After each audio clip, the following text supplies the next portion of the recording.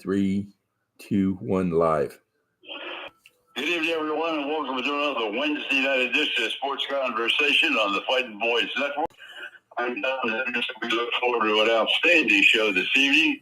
Have our normal guests, plus a few others along the way. Other things happening in the world of sports. The Dodgers just beat the Twins with a base hit in the bottom of the ninth inning, 4-3. Unfortunately for our lead guest in Tampa, Florida, Roy Cummings, came up short, and for Roger in Atlanta, the Braves came up short again today. So one thing I can say was Armstrong got another extra base hit, so that's got to help you a little bit, Roy. Yeah, well, the landscape of the Big League Baseball is changing just a little bit. The Brewers obviously getting out all kinds of fits right now, and the Dodgers really struggling. One today just had a walk-off from Freddie Freeman, but they've only won, going into that game, they'd only won 3 of their last 14, so they've been struggling. The Yankees are still struggling. The Rays are struggling a bit, so it's been we've seen some some things happen here.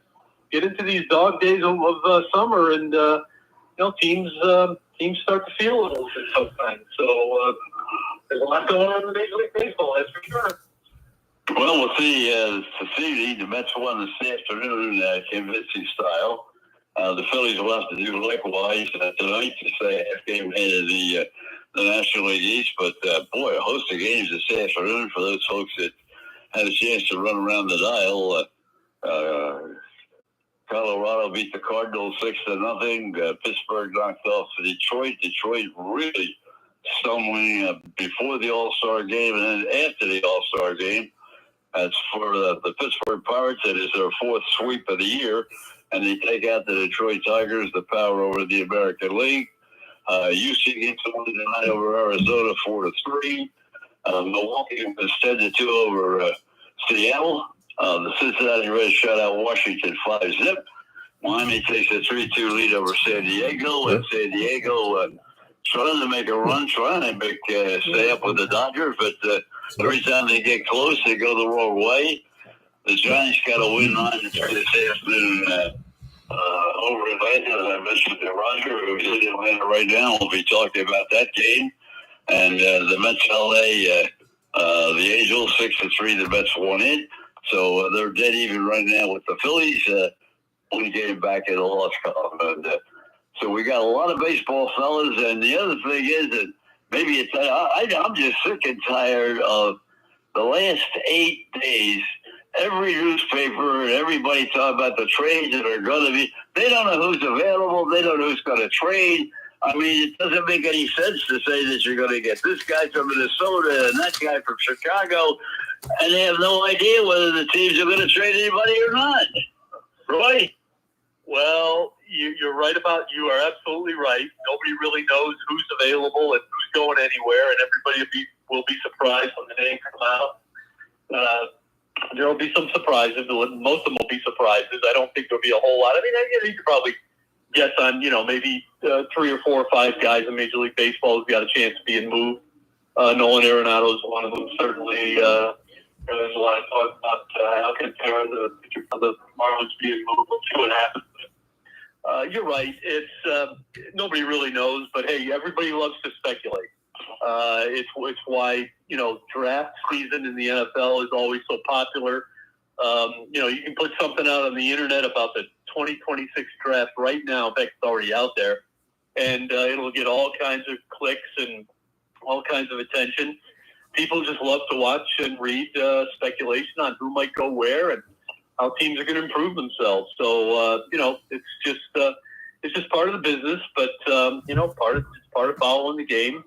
But you're right. 8 days away. I think it's pretty certain. We all know what everybody needs, and I think we're all pretty. Most people can figure out what teams are willing to give up. Those that aren't really in contention. But again, things have changed. In a big way since the change in the playoff system, where you've got the extra wild card now. So with extra wild cards, everybody's still kind of in it, here in July. So, you get into the first week of August, and it might be too soon to give up on your team. It might be, and so, do you make those moves? It's really hard on general managers more than anything now to know when to pull the trigger on a trade. Usually a lot of prospects get moved here and there, and sometimes that works out, sometimes it doesn't. So, that's nothing new, but what is new is the fact that you probably have about, 8 to 10 teams more involved now or more conscientious of their opportunity to make the playoffs than you would have, 10 years ago at this time, simply because of the change in the wild card system. So it makes it a little bit more exciting for everybody, and that's why there's more speculation than usual. So it's all part of the game, and in a week or two we'll see where everybody stands and take it from there. I'll tell you, the interesting thing to me was that going into the season, I thought the Braves had a great chance to really be competitive with the Mets and with the Philadelphia Phillies. I now, really in the last week or so, have disbelieved that. I don't think the Braves are going to make any kind of a move at all. They can't put enough together to do anything. And Roger, the Phillies, they're talking about relief pitching. They're talking about a center fielder, even though they have a good center fielder defensively. You can't consistently hit well enough. The Yankees want a center fielder. The Yankees want a third baseman. The Yankees want relief pitching. Everybody wants relief pitching, including the Phillies. And where are they going to come from? Well, they got David Robertson back. I think that's the fourth time that they've had him, and they worked him out. I believe it was at a high school field, evidently where he was living, and the guy wanted more money than he got, but he got $5 million for the rest of the year, which I think that that's a pretty good amount of money when you've been sitting around home. And now you're in demand because it's getting down to the wire with the trade deadline and for the last couple of months of the season. But everybody needs pitching, okay? And we're going to wait and see what the Phillies do as far as their starters go. I mean, Aaron Nola, I think they expect to come back about the middle of August. The other thing is we'll see what happens, with the relief corps, because the Phillies, they have some movement there. And then there's a lot of speculation, and they're talking about bringing a kid up from the farm system for center field. And then they say, no, we don't want to do that. We don't want to rush him. What I would personally like to see is this kid, what is it, Gage Wood, I think it is, something like that they picked in the first round from the University of Arkansas. And when he was picked, the host on the draft show, I forgot which one it was that said it, they said that he could, in their opinion, pitch in the major leagues right now. And I have seen some other written reports where he could pitch in the majors right now. And then they sent him to Clearwater, but they think this is going to be a quick trip. They want him as a starter, but then some people have said he could be a really good reliever. Now, if they decide to do this, they will get him. They'll probably have him starting and take one of the starting pitchers, and who knows who it could be. Wouldn't surprise me if it's Aaron Nola. Tyquan Underwood is definitely in the bullpen. So we'll see what happens. But I am not a proponent of, if you have a talented player that has pitched, especially this kid, and the record that he had at Arkansas, 2 no-hitters, I think, during the College World Series play. Yeah, he was on last night on the game on the Phillies game. Oh, was he? Okay, yeah. See, I don't get it. Well, what did they say, Don? Did they agree? They were very optimistic. He was very enthusiastic. Going back to Aaron Nola, he did throw, I think, yesterday 60-some pitches. They said his velocity was pretty good, but they still did not expect him to make a major turnaround and be ready to go in 2 weeks or so. Yeah. It's going to be longer than that, but he did throw more pitches than they had anticipated yesterday, and they were optimistic about where he stands right now. One other thing I'd like to mention to you before we jump to it, and that's Devers. He finally played first base today for the Giants. He got a couple of hits, first game in which he's got more than one hit, and he did play first base after refusing to do it for the Red Sox. So maybe Devers is going to learn a little lesson and be a little more self-reflecting on what he should do. What do you think, Roy? Yeah, I'm glad to see he finally came around to that. I mean, I think he's starting to realize that, he's not a great defender. They want his bat, obviously, but, if you can play a little bit of first base for a team and allow another hitter like a Wilmer Flores to get in the lineup as well, that's good for you, and I'm surprised it took him, this long to kind of figure that out and get off this stance of not wanting to play first base. I mean, look, everybody can move around.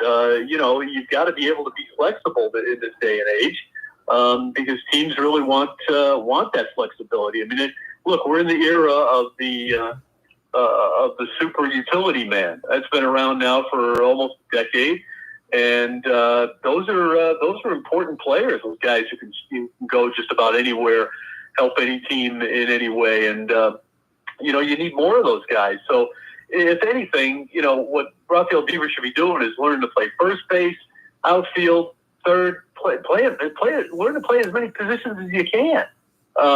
It's not like if that's what the team needs you to do, it's what you need to do. So yeah, I'm glad he finally figured that out for the Giants' sake. They were able to talk him into something that the Red Sox weren't. Hopefully it works out for him. We'll see. But I'll tell you what, the Giants are hitting like crazy. 9 runs each of the last 2 games, I think, include today. So good for them. They're hitting, and Devers got a big part in that for sure. Well, I talked a little bit about Detroit, the struggle they're having before the All-Star game, and then coming out of the All-Star game, it looked like the Sunday night game, maybe they were going to be get back on track, but so far they're not getting back on track. They're not doing real well, and they lost the game today, as I said. But, you don't expect to see a team like Detroit with the talent they have and the pitching force that they have to be able to not stop a losing streak. But and the Cardinals, I gotta say, the Cardinals are a bit of a surprise. They were a surprise on the other end coming up in the first half of the season. They played much better than people anticipated, but now they're really down in the doldrums again. So we'll have to wait and see what the Cardinals are going to do. Are they going to be shipping players out, or are they going to try to salvage the ship in the second half and see what happens there? I tell you, a lot of big stories going on right now as to what's going to happen in baseball. And Roger, John, I mean, over the course of the next week, the stories are just going to get bigger and just be speculation. Well, too bad, I guess, but I feel bad for you because you're going to see a lot of it. But, talking about the Cardinals, I mean, that's a team that I think could absolutely help somebody out. I mean, to be honest with you, I'll be shocked if the Yankees don't make a deal that gets Nolan Arenado to New York. I'll really be surprised if that doesn't happen. He was probably the most coveted third baseman. He's certainly got to be available given what the Cardinals are doing this year. I think Wilson Contreras, rather, is another one who they could move and probably should move. I mean, he's not catching anymore. He's playing first base. I think the Cardinals would be best suited to just go complete youth movement there, rebuild, and take some of those guys. And you know what? It may even be time to move, some of the guys they like a Nolan Gorman or a Burleson. I mean, it's not working for them. So you can see some guys like that get moved as well, maybe even a pitcher. So I think the Cardinals are a team to watch because they got a lot of pieces that people could pick up. They got a lot of pieces that teams could deal for. And Doug Fernandez is going to join us a little bit later in the show. right after Merrill Reese, and we'll talk about the Red Sox because, he follows the Red Sox so closely coming from the Boston area and having been a writer for 35 years. And we'll talk about the Red Sox because one minute they look like, a real championship team that's going to make a drive right up the ladder in the American League East. And then all of a sudden they hit a plateau, right? And they seem to stall out. And right now they're playing the Phillies, and we'll see what happens tonight. Well, they're the 6 games behind Toronto, and the Yankees are 3.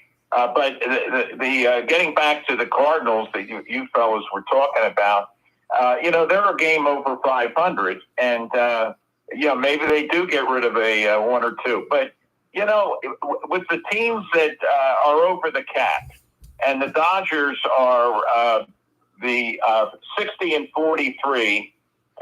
So they're 17 games over 500.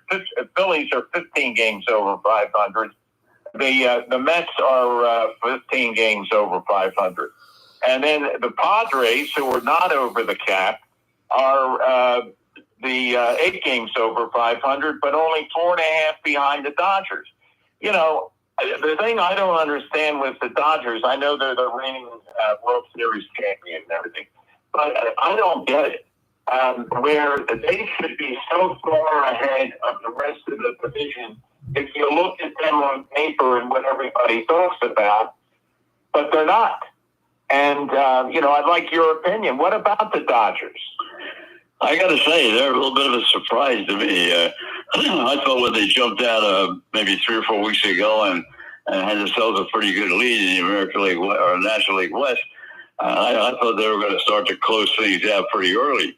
But I don't think right now, watching them again today, I watched almost the whole game today, and they're struggling at times.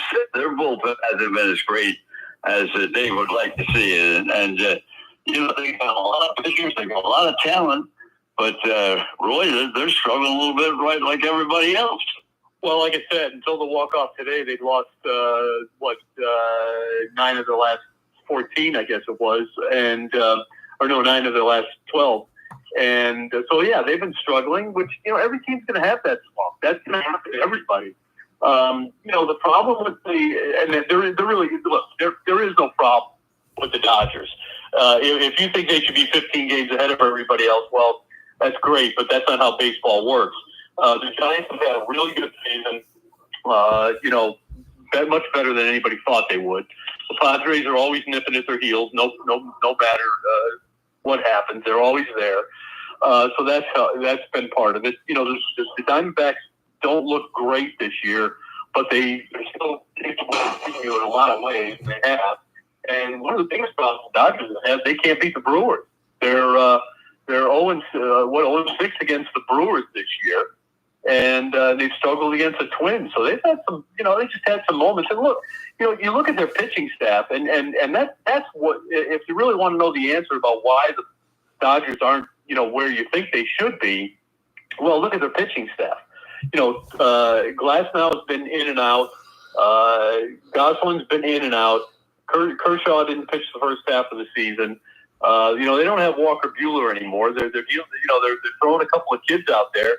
Almost every 5th day, it's someone, and often it's someone different. It's Landon Knack or it's, Jack Dreyer, who's a rookie. They've got a lot. They're leaning on a lot of young arms that aren't necessarily established just yet, both as relievers and as starting pitchers. Dustin May, who just came back this year after a long absence for Tommy John surgery. He's been okay, not great. But, when you take arms like Glasnow and Gonsolin and May and Kershaw out of that rotation for as often as they've been out, which is about half the season, you're gonna have some struggles. So, look, they can hit with anybody. Can they pitch with anybody? If everybody's on, yes. But right now, it's a matter of getting those arms healthy.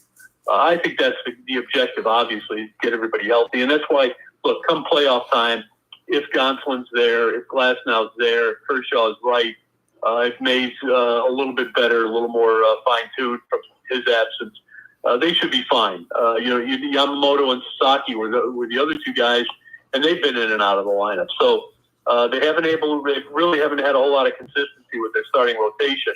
That's forced some of the young kids to pitch a little bit more early on in games than they expect. That plays with your bullpen. Now Tanner Scott's hurt. So they've had to kind of piece it together a little bit with the pitching staff. Roger, we've seen the Phillies, and they've had some really great games. There's another big home run, number 12. Big one out of center field. Big shot. Another one says the Phillies are up 2-0. Boy, he hit the tar out of it. But they found themselves a home run in the pitching department. I mean, they had a complete game last night. I mean, he was in control of every pitch of every inning. And you said Aaron Nola's going to be a while before he comes back, but they got great depth in the pitching area. If they just don't go in the doldrums of finding themselves, going in through games where they score 2 runs, 1 run, 2 runs, no runs, if they can stay out of those doldrums, they should win the National League East, I believe. They should, Don, because their starting pitching has the best record as a starting core of any team in baseball. They've gone, the most innings as starters. Last night, a perfect example. Wheeler had a complete game not too long ago, and they have the depth. Their bullpen has got to continue to be strong. And if anything, the Phillies starting pitching could get even stronger. And then when you get into the playoffs, assuming they get in, they're going to only have use 3 starters pretty much. So then who do you put in the bullpen? And that was my point earlier. And Roy, I'm not saying the Dodgers should be 15 games up over the Padres or the Giants.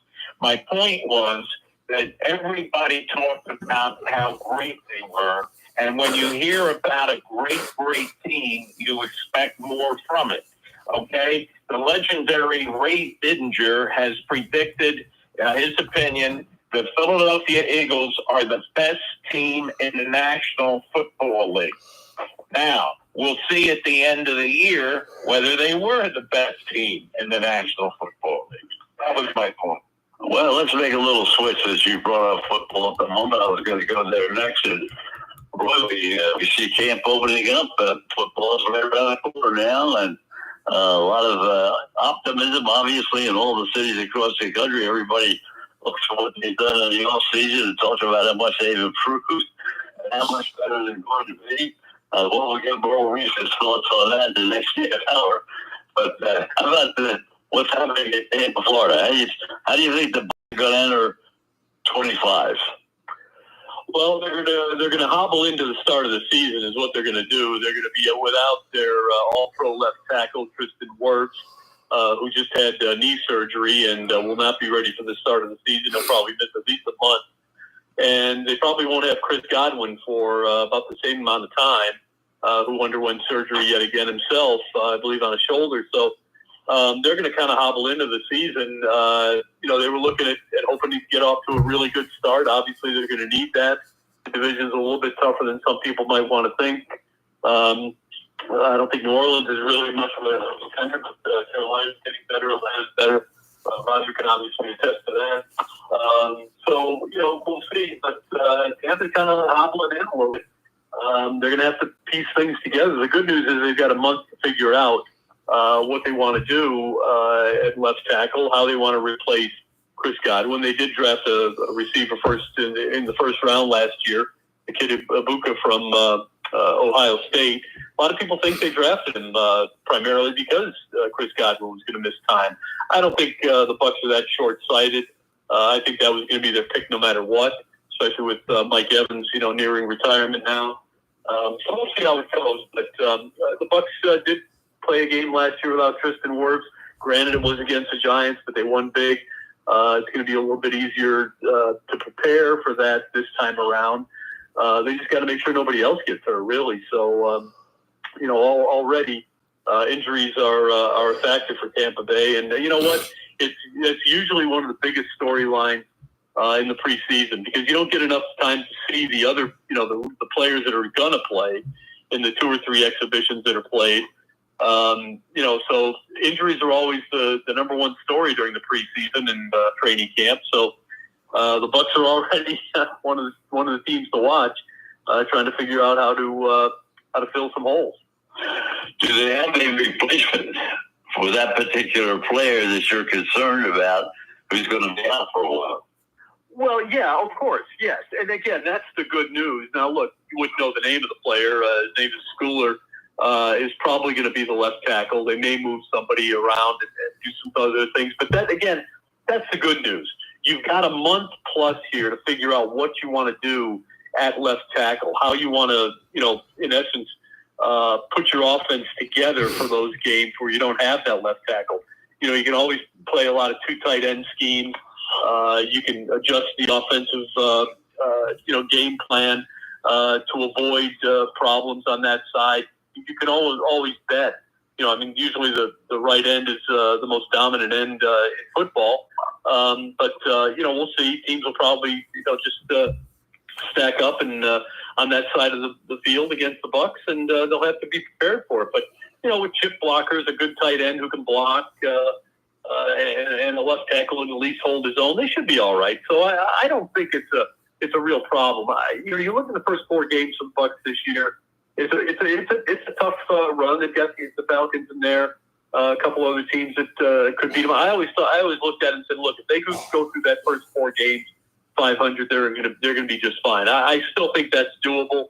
I don't think they're in a position where they're really in any kind of great trouble. Look, it could all fall apart for them too. They could go 0-4, but I don't think it's going to be because they're lacking a left tackle. This is the NFL. Teams lose players. Everybody has to step up and fill in.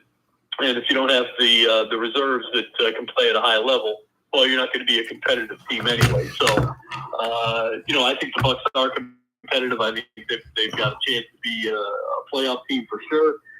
Super Bowl contender, we'll see. But they're definitely the premium team in their division.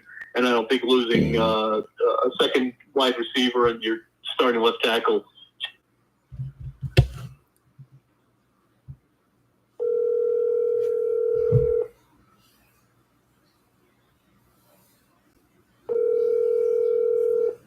Hello? Hey, Merle. This is Frank Carroll. How you doing? Good. Good. Hey, I hope you didn't get too drenched at Hershey last week. We think we up there with the grandkids. Looked like it got awful. I said, I hope you didn't get drenched with all that rain up in Hershey last weekend. Oh, we didn't have any. Oh, well, we had a report down here that they had torrential rains. No, no, they might have had a little rain, at night. Yeah. After dark. Yeah. But it was a beautiful week. Good. I'm gonna put you right into the system. We're talking to. Okay, good. It's Don, Roger, Roy Cummings, and myself. Okay. Started. Or were they situations where the surgeries were a while ago and they're still rehabbing? The wide receiver, Chris Godwin, both injuries are carryovers from the end of last season or late last season. So that's the first part. But Chris Godwin needed a second surgery for his injury, which was probably unexpected. And with firgtnwords, the left tackle, the Bucs knew they had an issue there. It's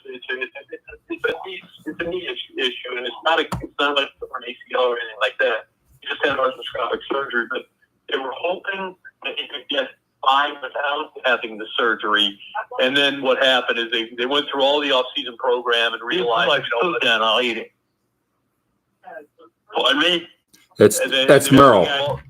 Don Merle's on with us. Program and realize that he's going to need the surgery if he's going to be 100% for the full season. So if you're going to swallow, take the bullet now, have the surgery, and just hope that he's ready for the second half of the season. Yeah, 100%. Well, the one thing about Godwin is you got to really root for him because he's a guy that showed loyalty to the franchise of the city. And he said, he was going to sign, he was going to stay with the Bucs, and his loyalty mark is very high. Well, yeah, right. I think you actually might be thinking of Mike Evans, but Chris Godwin. Look, he's under contract, and he tends to get hurt a lot. He misses almost as much time as he makes it on the field, but he's darn good. And so these guys will miss, but you know what?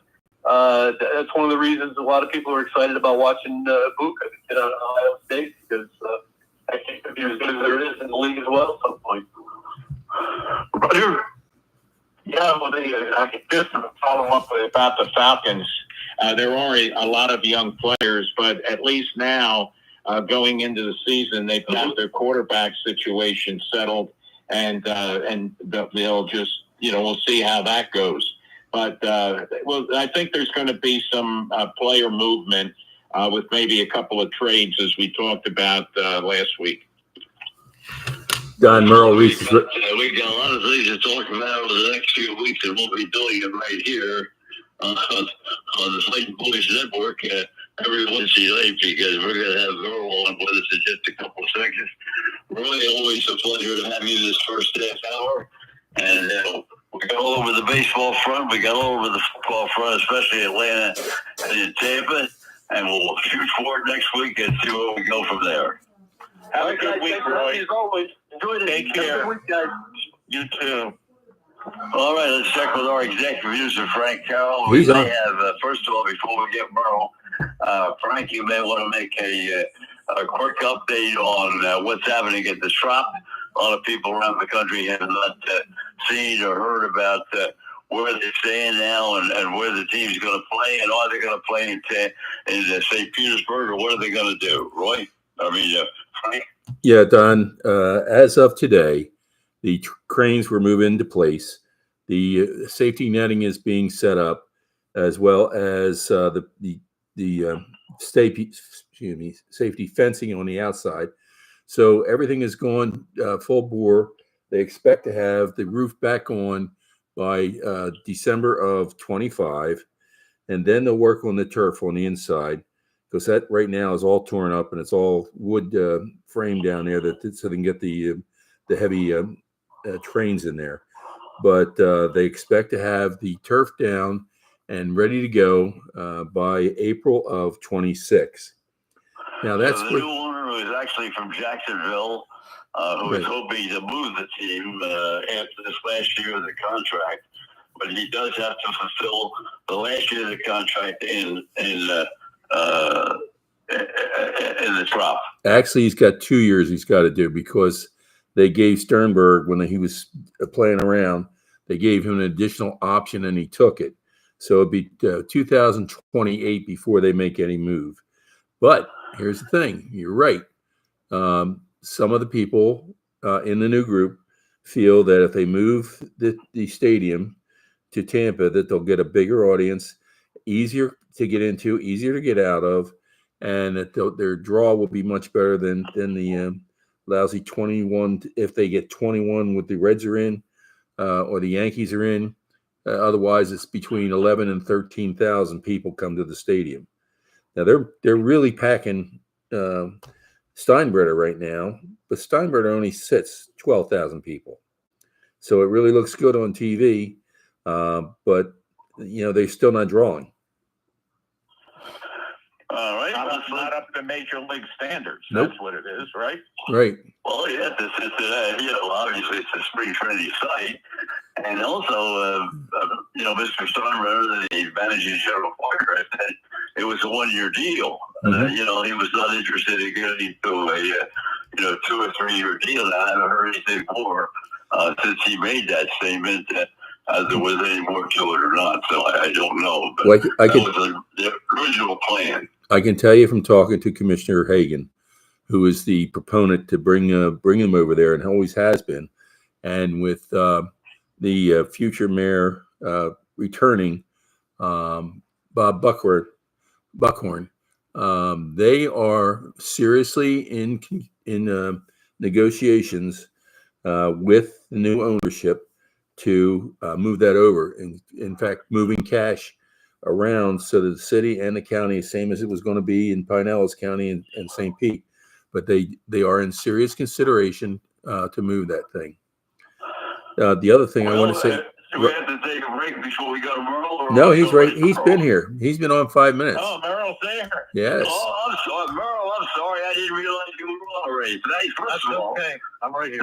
Thank you very, very much for joining us once again. We look forward to another season, and I just saw your Super Bowl run. You have been the voice of the Eagles for so long now. I don't think anybody can remember when you weren't there. It was 1977 when I started, so that makes this 49 years. Charlie Swift, you replaced Charlie Swift, correct? I did. That's correct. We were children, Merle. We were children. No, I brought it up earlier. Ray Didinger has made the statement. The great Ray Didinger, good friend of yours. He made the statement that the Eagles, in his opinion, and he's never predicted that before, are the best team in the National Football League. Well, they are. I agree. They are the best team in the National Football League, and they will be the best team in the National Football League when they line up against Dallas on September the 4th.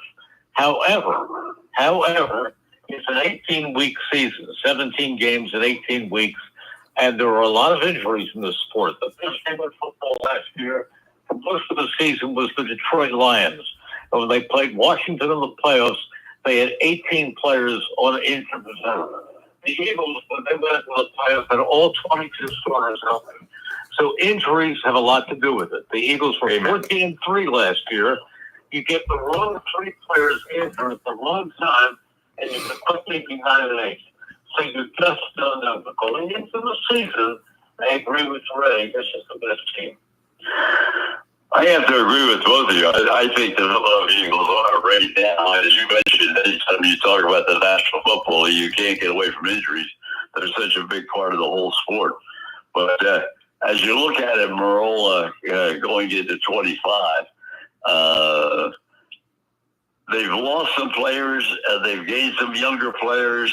And so it's going to take a little bit of time, I think, to assimilate everybody that has gone with everybody that's coming in new.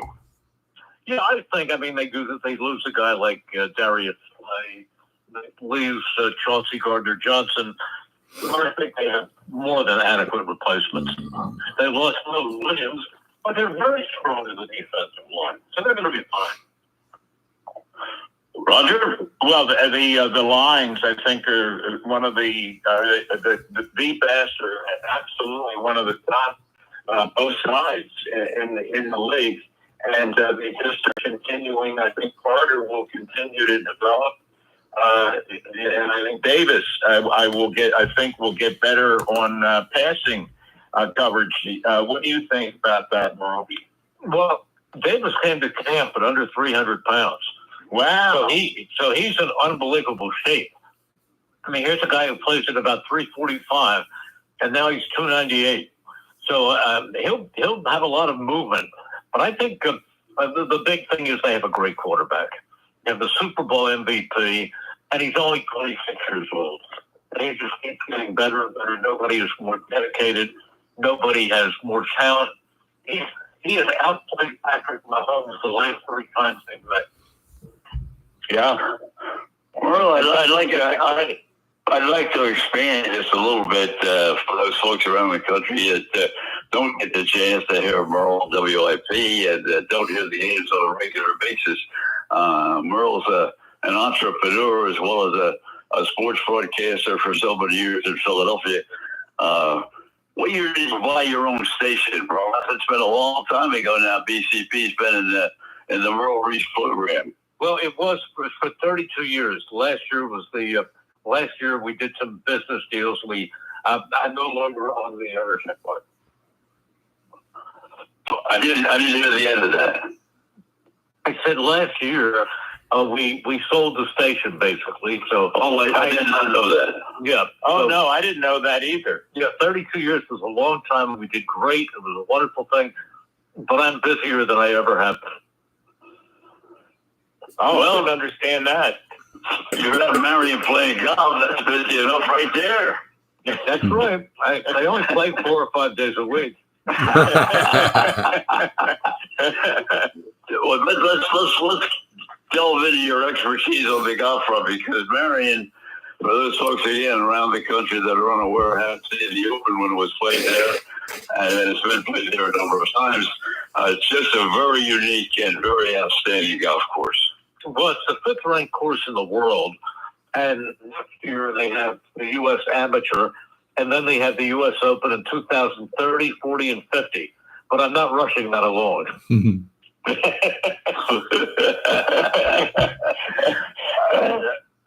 Your handicap is what, a 2 or a 3 there? Add about 12, and you got me. Go ahead, Roger. Yeah, Merle, getting back to the Eagles, that was really good news about Davis being under 300. I think that'll really get him doing a great job on cover defense. But getting back to Hurts, I agree with you, and I really get frustrated with the so-called experts, especially like Chris Sims, that do not give Hurts the credit that is due him. I mean, it's ridiculous. Well, and I don't know. he's just trying to get those by saying stupid things. I mean, Cause trouble. A couple of years ago, you didn't rate him as one of the top 32 quarterbacks. Now that's embarrassing. That's embarrassing that somebody who is in a professional situation would prove to be that unknowledgeable. Amen. Yeah, you would certainly expect people that are in the business on a day in and day out basis to have a little bit better understanding of what's going on in that. He certainly didn't learn anything from this time. True. Well, the defensive secondary, especially the corners. Let's talk a little bit about that.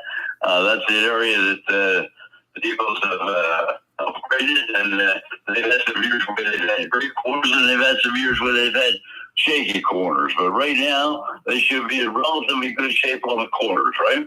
Absolutely. And the new guy, he's been here a couple of years, but the odds-on favorite to be the other corner is Keely right now. Roger? Other than injury situation you alluded to, Merle, what do you look at as the biggest challenge in the NFC East or in the NFC period? Well, you'd have to say, Detroit's going to be good again. Yeah. You'd have to say that the team to watch out for, that made the biggest jump last year, was the Commanders with the addition of Jaden Daniels. They're a very, very good team. I could not agree with you more. I mean, he just came into the National Football League and in a full spotlight, and just continued throughout the entire year. He was really one of the turning points of the league, to be honest with you. I thought, and great to watch the games. And so let's talk about the East a little bit, because the Giants needed a lot of help last year. They seem to have been convinced that the draft choices they've made and the trades that they've made and the free agents that they've signed are going to make them more competitive. But let's start off with the Cowboys, because that's where the season's going to start. It is. It's going to start in Philadelphia, of course.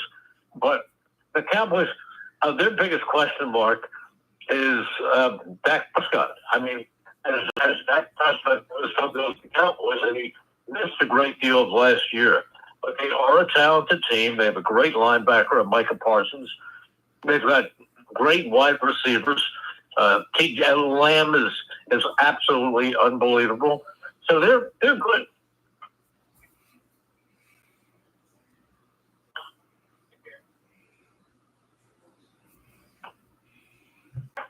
I didn't hear the end. Everybody there?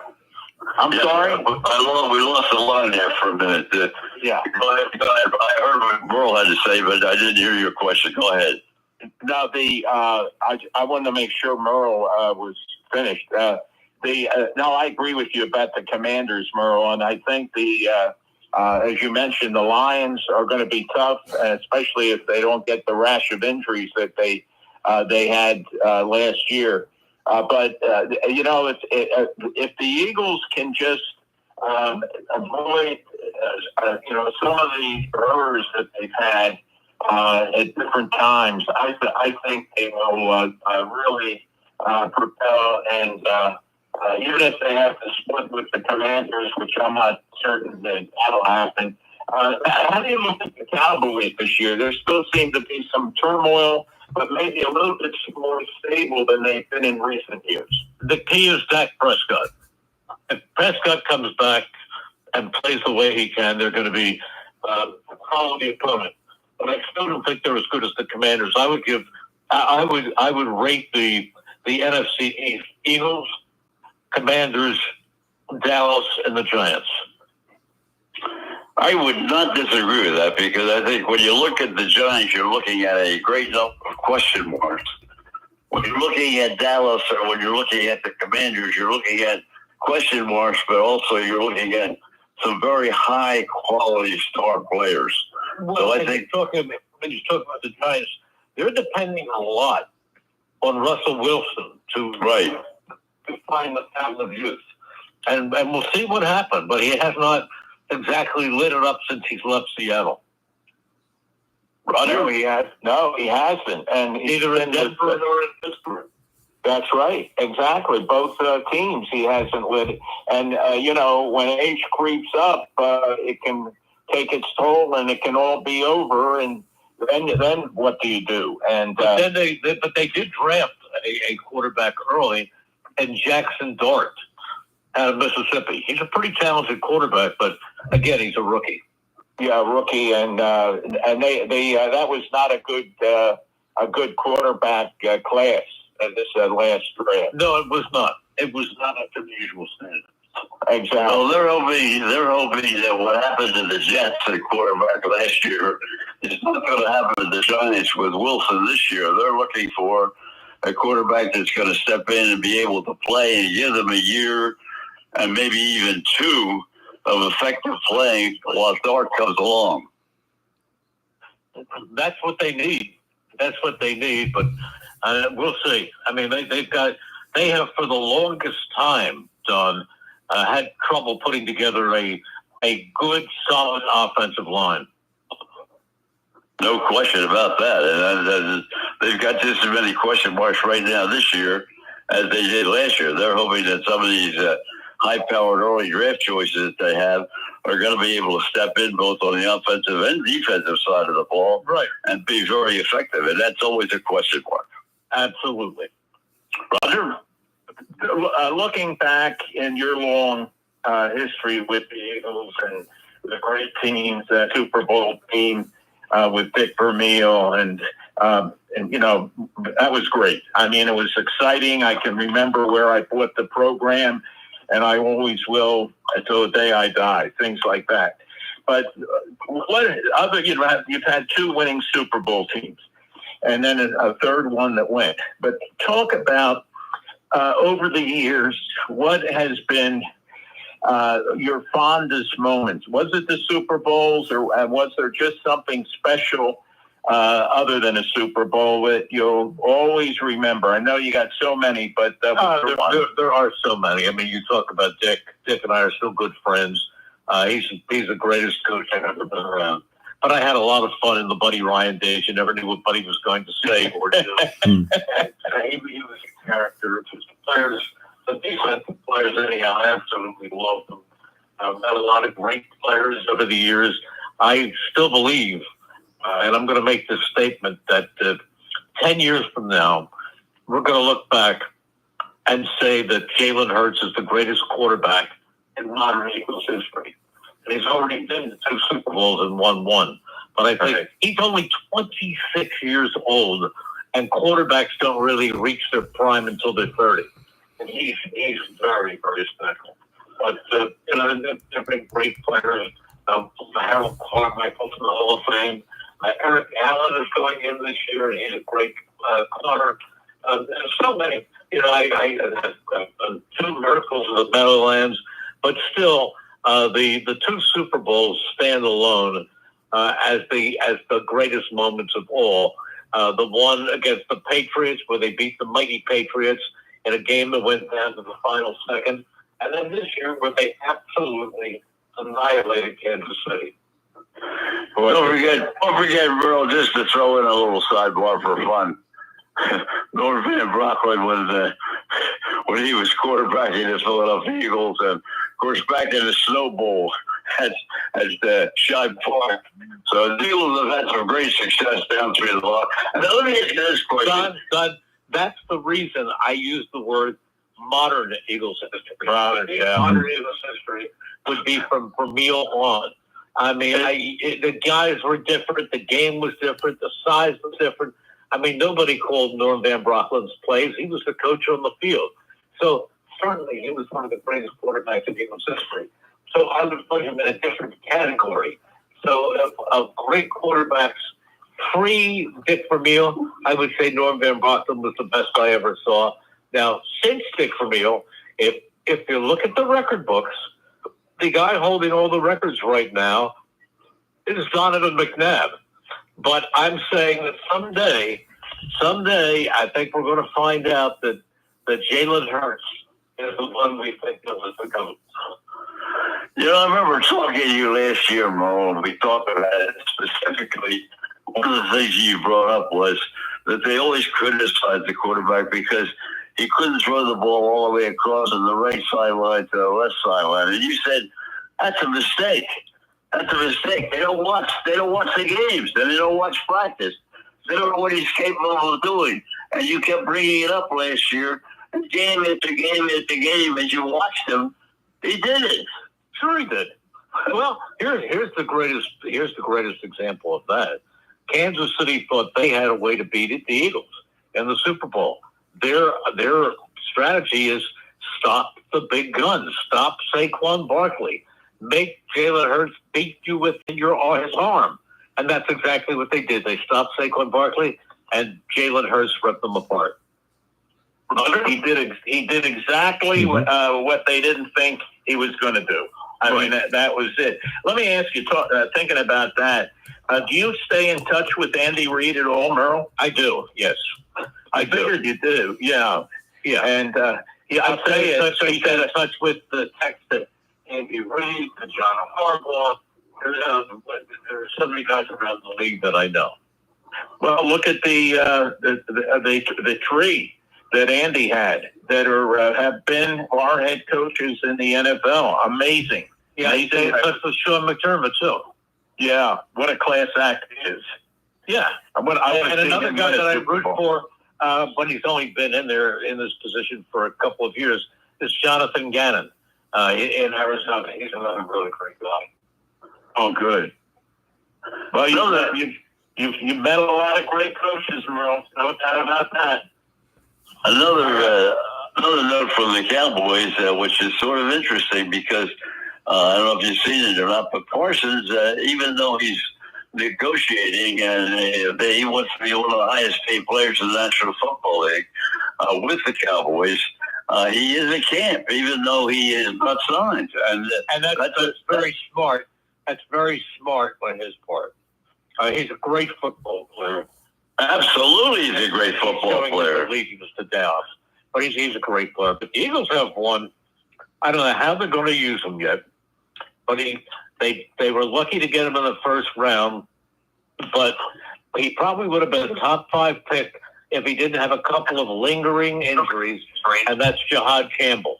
And I saw him today, and he moves well. There's a lot of ways to use him as an edge rusher, as a blitzer, he's got a lot of the skills that Micah Parsons has. Roger? Well, he's a heck of a player, and I think that's smart. And I think some of these players that are not showing up, I think we're making a mistake, and it makes them have to want that. Well, the first thing Howie Roseman said today is that, number one, everybody is here. And number two, the only one who has a designation is Nakobe Dean on the PUP, physically unable to perform. And he's not going to be out real long. So the Eagles are all together in the raw camp. And that's really been the story the last few years. The unity within. I know when they took the dive at the end of the season 2 years ago, they said it was they got tired and it was a little differential between the players and the coaches and so forth. But for the most part, there's a great deal of unity within the Eagle organization. Absolutely. Well, they also have, in my opinion, the best owner in the National Football League, although Andy Reid may say the Hunts are pretty good too. But I think that Jeffrey Lurie has been a fabulous owner for this team. Well, he's done so much, and with autism, and earlier, and when Brian Phillips, they had the eye exam bus or truck that went out. It was called the Eagles Eye-mobile. Exactly. Yeah. He used to be and he keeps a low profile, Merle. He's not one that's out there, on TV and radio. He doesn't march down on the sideline. Bill Davis, when he said to me, he was defensive coordinator, and when he left, he said to me, "You know what? If I ever have the opportunity to coach, the one thing I would love is an owner like Jeffrey Lurie, because all he says to his head coach is, 'Yes, what do you want? And I'll get it for you.'" Right. Yeah. Yeah, and that was one of the things that hurt the Eagles. Even in the Buddy Ryan era, one or two key players at the right time, and the Eagles would have been at the Super Bowl more than the number of times they've been there, right? Yeah. I mean, you don't realize how important, one move is. The owner says, "No, I'm not going to spend money. No, I'm not going to do it." Then the chances not great, but the chances are there. You're not going to win. Don, do you remember what Stan Hochman, the late Stan Hochman, nicknamed the owner?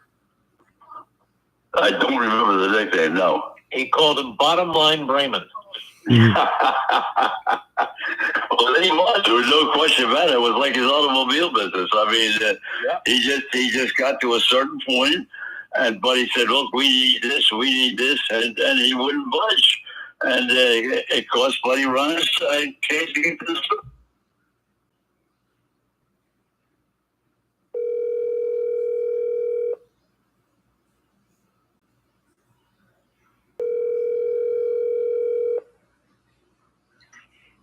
Hey, Frank. Hey, how you doing, Doug? All right. Good. Hey, congratulations on your retirement. Hey, thanks. Now I got to find a second act here. Hey, come on with us every week. Well, that'll be something, but that's only 1 hour. But I got to find something for the other 84 hours. But yeah, maybe we can talk about that on the air. Yeah, sure. Okay. Take some suggestions. Okay, I'm gonna put you into the system. Okay. When he made that deal where he sold the team to Lurie for $198 million, he moved to Florida and he was going to buy a yacht and call it the SS Jeffrey.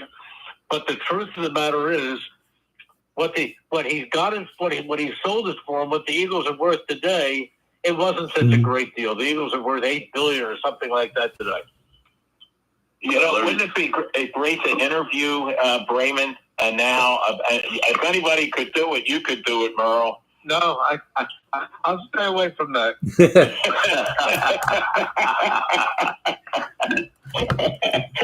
Well, if you look at what he did, coming up with the drugstore business and all the before he got into the automobiles and everything else, I mean, he made a lot of very, very intelligent, smart moves. And he certainly made a great move when he bought the Eagles. And he made a great move when he sold the Eagles. He made another ton of money there. But, I mean, you can't look back and say, "Hey, I made a mistake." He didn't make a mistake. He made a ton of money. Yeah. And at the time, it was a good move. He was a Temple guy, too, wasn't he, Merle? Yes, he was. Yeah. Hey, Don. Not a good Temple guy. Don, Doug Fernandez is with us, too. Okay, we're going to make a jump, Merle. Thank you very, very much for being with us. Thank you. We'll have you with us during the season, and we'll see how those Eagles and all the predictions are falling out. Okay, take care, Don. Take care, Merle. God bless. Bye-bye. Doug Fernandez. We don't have to take a break. We can go right to Doug Fernandez because here's a man that's worked now for, I guess maybe 10 years before he retired. We talk about Norman Friend retiring with a lot of money, but Doug Fernandez is retiring with a lot of money. And, he's in Sarasota, Florida. He's been the lead columnist for the Tribune for so many years. And Doug, always a pleasure. And I'm watching your Red Sox here, trailing 4-0 right now against the Philadelphia Phillies in Philadelphia. And they've made a terrific run. They won, 11 games in a row. And now they're going back the old other way. Well, now they're facing teams with a pitching staff. I mean, they beat up on the Rockies and the White Sox, and they swept the Rays. But now they're facing, the Cubs took them apart a little bit, and now the Phillies are going to sweep them. And they're facing real pitching now, and they're not able to feast on meatball out of it that these other teams had. And I think this might influence them at the trading deadline. You got the trading deadline coming up, and I think Breslow and the Red Sox are taking a look at how they're going to enter, this deadline. If they're on a losing streak, they may not be buyers. They might sell off a couple of parts. I mean, they play the Dodgers after this, and they're the best team in the West. So if the Red Sox get swept by the Phillies and then go get swept by the Dodgers, I wouldn't expect the Red Sox to be buyers at the deadline. That would tell me that this team is just a house of cards. And if you look at the lineup, it really is suspect. So let's see what happens the next week to 10 days with this team. But right now, you're right. They're losing to the Phillies, and this could be out of the break, losing 5 out of 6 coming out of the All-Star break. Not a way to come out of the break at all. Roger.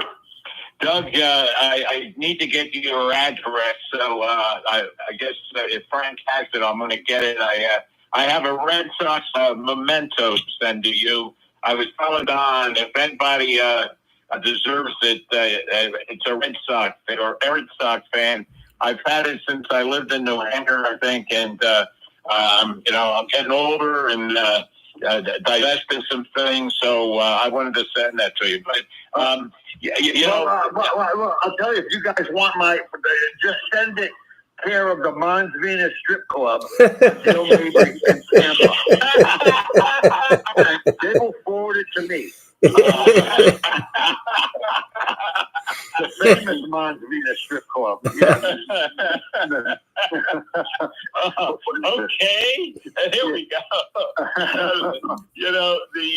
We were talking about this earlier with Roy about the sellers, buyers, and it's going to be interesting to see. And I think there's a lot of speculation, but who knows? I mean, there's contracts. A lot of the Phillies contracts, if they were to be a seller, nobody's going to want to take them. Too long, too much. No, the Phillies. I mean, they're impressive. I mean, I would think they'd want to add a piece or two. Oh, they do. They're a team that's going to be around at the end of the season. The Red Sox, on the other hand, I mean, they invested a lot of money in these 3 rookies. Mayer, Roman Anthony, who are both in the lineup. And then they invested $50 million in this Tristan Campbell. He started the season off as a second baseman. The guy was 21 years old, never had a lick of AAA, meteoric rise. So they put him at second base. The guy does well for the first month. And then he, bats 180. He's the worst defensive second baseman in the league. So they sent him down to AAA, and they're already on the hook for this guy for $50 million. And he's batting 194 at AAA. So I'm thinking, you want to talk about investing money wisely? If you're going to invest money in a 21-year-old guy to lock him up, you better be sure that he's going to make it. And that's an example of the Red Sox maybe scouting not coming through. But no, the Red Sox need help. The Red Sox might trade Duran to the Padres. The Padres are looking for an outfielder, lefty-hitting outfielder, and the Red Sox have a logjam in the outfield. And I think Duran, who is not the player he was last year, I mean, he was MVP caliber last year. He's not that same player this year. So if the Red Sox move somebody, look for them to trade Duran, and it seems like the Padres are a pretty good match for that. So, but the deadline is the 29th. So there's still a few days to go here. Doug Friend is our special guest this second of the program. Doug, of course, a columnist for the Tribune for so many years. And who's now retired. Wait a minute. I didn't know you were. I didn't say retired. I said retired. Okay? You know how to spell retired? I know how to spell retired, but after 38 years at the Herald Tribune, you guys must be desperate because I am now an ex-sports writer, and you're still leading me off here. What I want to know from you, last time we were on, we talked about Devers and what he did. They got rid of $310 million there. And on top of that, he finally got to first base today, and he had his first multi-hit game for the Giants. You think he's learning anything along the way? Well, I don't know. I mean, now that he's left the Red Sox, the stories are coming out that, that a lot of players did not like him, and that the team really didn't like the fact that he wasn't willing to go try first base. Where they needed him to go over there, and basically he said no. And that's where he played today. Well, I mean, there was talk of him. Well, he's finally well enough, but he didn't want to do it with the Red Sox. Right. That was the final straw. And look, they traded him, and they went on that 10-game winning streak. But he was hitting like 210 for them when he first joined the team. But the players the Red Sox got back for this guy are horse doo-doo. They really are. I mean, they're not good. They're not good. And Ted Devers is a Hall of Fame player, and the guys they got back for him are just some trash, really. Roger? I mean, I guarantee Roger won't know any of these guys' names. Roger won't know any of the names that the Red Sox got for Devers because they weren't anybody. Jordan Hicks, and a lefty who's down in the minors at a 5 ERA. I mean, these are the guys they gave up for Devers. I mean, really. Jordan Hicks. I thought he was a starting left tackle in the NFL. No, well, he converted. He failed at football. Now he's baseball. He sucked at that too. I mean, but no. I mean, listen. Listen. The Giants took on a contract for like $300 million, right? They took on a huge contract. So this guy could be the next Pablo Sandoval. Remember him? The Red Sox signed him, ex-Giant player, ironically. They give him a big contract, and he can't even hit his weight. Now the Red Sox guy goes to the Giants. He could be a fat pig in 2 years and not hit. Apparently Devers may have trouble getting on base, but he has no trouble finding the refrigerator, apparently. You know what I'm saying? So interesting to see what happens. But the Giants were already a pretty good team but before they got Devers. But I don't know where I'm going with this other than to say the Red Sox just got rid of a contract and basically said, okay, take on the contract and give us nothing in return. We'll be happy with that, Well, Posey's done a pretty good job, but unfortunately, I don't think he made a great move there. Right? But he has made in the offseason, he made some pretty good moves. He got the Giants off to a relatively good start the first half of the season. Whether they're going to be able to maintain it the second half and with Devers play first base, I certainly don't know. But the American League... Listen.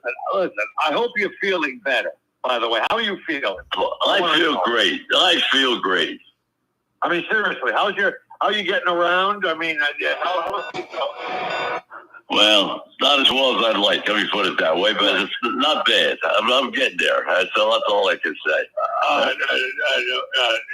Buster Posey taking over the Giants was the best thing that franchise could have done. That guy is just a winner. He was a winner on the field, and he's a lot of guys can't make that transition to a player to a front office guy, But right. He's done well. Now the Red Sox hire a Yale guy, this Craig Breslow, who was a reliever on their the 2018 team that won a World Series. And this guy comes in, and apparently there are stories that he can't communicate with anybody. He talks in Yale, like a Yale language above everybody, and it's a miserable working for that franchise apparently. So you know, they were once a flagship franchise. I don't think you can say that anymore about the Red Sox. I really don't, which is sad. Roger? Yeah, they were a flagship franchise. And I'll tell you, Doug, you know, when I lived in New Hampshire, they used to have the games on TV 38. You know, it was before they ever had these systems. Oh, yeah. Cable systems. And also they had the Bruins, you know, on too during the hockey season. And I'll tell you, it was great. And I could, we used to go into Boston and go to a number of games. And I remember we were on our way to Maine, and we went to Fenway. And I'll never forget it. My daughter is now 45, but she was like about 12 years old, and she was used to going to the Phillies event, you know. And all of a sudden, she's at Fenway, and she said to me, "Dad, this place is cool. Can we come back?" So that just shows you, you know, the impact on a kid when they had never been there. And it is. It's a mystical place, and it was a great franchise. You can only hope that somebody will wise up and they'll make some good moves instead of bad moves, and get it restored back to the good old days. You know, you guys have a guy that we had, Kyle Schwarber. And he's a free agent after this year. We never should have let him go. We had him for 1 year. He was a great guy, and then you guys signed him. He just did another one tonight, Doug. Yeah, but he's a free agent after this year. I bet the Red Sox might go after him again. But the Phillies, wait a minute, before I forget, how about a round of applause for 45-year-old Rich Hill, who pitched last night. He's 45. Rich Hill has been around since 2000. Lefty, played for the Cubs. He came to the Royals, called him up. 45 years old, the oldest pitcher since probably Cy Young or whatever. But the oldest pitcher since Jamie Moyer. I guess Jamie Moyer, the ex-Philly guy. Yeah, I think he pitched into his 40s. But 45 years old, that's pretty studly to go out there and throw 5 innings. So that happened last night, you know, in Kansas City. Well, the Rays are tied 4-4 right now with the White Sox, a terrible team. And the Yankees and Toronto are tied 1-1. And, of course, Toronto had won 11 in a row at home till last night. And I don't know whether you had a chance to see it or read about it. I had never heard of a team that had 8 catcher interference called in one season. It's unbelievable to me. This is ridiculous. Listen, the game 3 nights ago, they lost on a catcher's interference. That's right. They had another one. That's right. 8 they've had this year. They've had 8 this year. Well, I'll tell you what's happening. I mean, this catcher who's had a good year for him, this Navarez. I mean, he's trying to catch this ball too much out in front. You know, he's trying to grab at it, and the bat coming in contact with that glove. He's not letting the ball come. He's trying to frame the pitch. You know, frame the pitch. You know, that's what big on framing. And I've never heard of catcher's interference deciding a game ever. Well, the funny thing was that the one he had 2 nights ago, the ball, first of all, was at least 5 to 6 inches outside the strike zone. I mean, it was way to the alley, the right-handed batter, and it was way to the outside on the right-hand side of the plate as you look at it from behind the plate. And he reaches down and hits the guy's bat. I mean, you can't believe he could do that. Well, it was funny because I don't think the catcher at first realized the rule. I don't think it wasn't even on the swing. It wasn't even on the swing. It might have been on the back. I mean, yeah, the glove was way far out there. And if I'm a batter and I know the catcher's going to do that, who's to say I'm not going to, you know, elongate my swing or whatever? Because the umpire always calls it on the catcher, right? He never says the batter did something wrong. It's always the catcher getting his glove out there. And it's an error. Because the Red Sox catcher has errors this year. Doug, I'll tell you how unusual it is. It is so unusual that Harper slid into home plate. He would have been safe to begin with on the one play. he would have been saying, all I had to do was say, okay, the game's over, he's slated. But now they got to go, the umpires had to get together. Then they got to have catcher's interference. Then they got to have a block on the pitcher for not stopping. I mean, the whole sequence of plays between the players, the umpires, and the runner was a joke. Well, and listen, that just slows up the game, and they're so big on keeping the game moving. And these umpires, you know, I hope this commissioner, and I think I've said this before, this guy is the weakest commissioner among weak commissioners. This Rob Manfred is like he's a spineless, empty suit. I mean, compared to some of the commissioners we had in the past, I mean, Bob Giamatti, you know, Faye Vincent, I mean, strong guys. This guy is like a little mealy mouse guy, and he said he may or may not have this ABS. You know, if they had the All-Star game, may have it next year. I think he wants to have it, but the union has to go along with it. Well, what do you think of that? Do you think it should be a part of next year's season? They had the All-Star game. I mean, I was going to ask you fellas because I did not see that much of you. I'm not an All-Star fan, to be honest with you. I think it's an exhibition. It was a good game. Yeah, to me, it's an exhibition game. I don't pay much attention to it, and I really didn't see that much of it. So I'm going to rely on you guys. What do you think of this automatic that they can make? What they get two calls to have it reviewed, as well as the pitch can be changed. Is that correct? Well, yeah, they get 2 calls, but in the All-Star game, I think it was used twice. It was done twice, and one batter, you tap your helmet, indicating you disagree with the umpire's call, and then they go to the replay, and then they show the replay. Hey, Mikey, how you doing? I'm doing good, Frank. Good. I got a question for you. Yeah. I'm going to be teaching down at Howard University Math and Charter Science Middle School next year. One of the reasons why I got the job was talking about Griffith Stadium. Mm-hmm. Between you and Don Baker and Roger and Don, y'all, I'm pretty sure some of y'all have recollections of that stadium. Oh, yeah. Sure. All right, I need to get you on video, get you on audio, just talk if you're willing to do it. Sure. And I have one other really, really, really strange request. Mm-hmm. Can I get Merrill Reese or Don Baker to record an introduction can use for back to school night?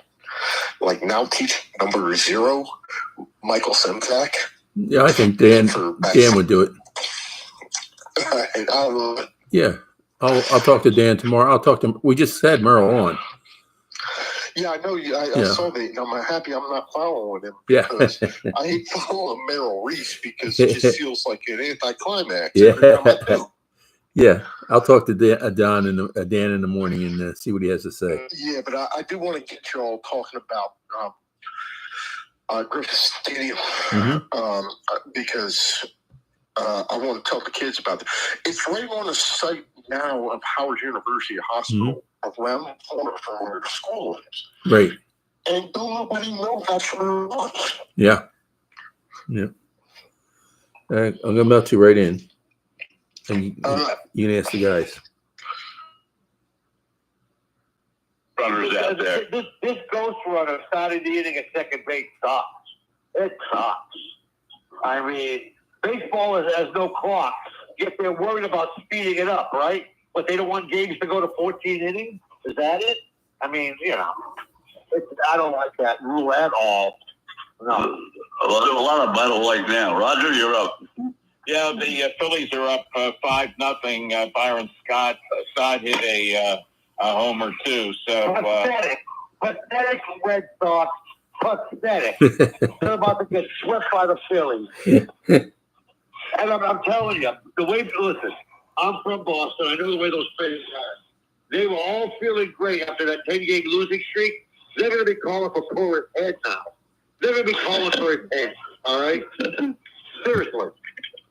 Doug, is there anything that you like about the new games, the games that we're watching now as opposed to the games that we grew up watching? Now that I'm retired, there's nothing I like about anything. Get off my lawn, and that's just too gone. Okay. I'll tell you, Booney took the press to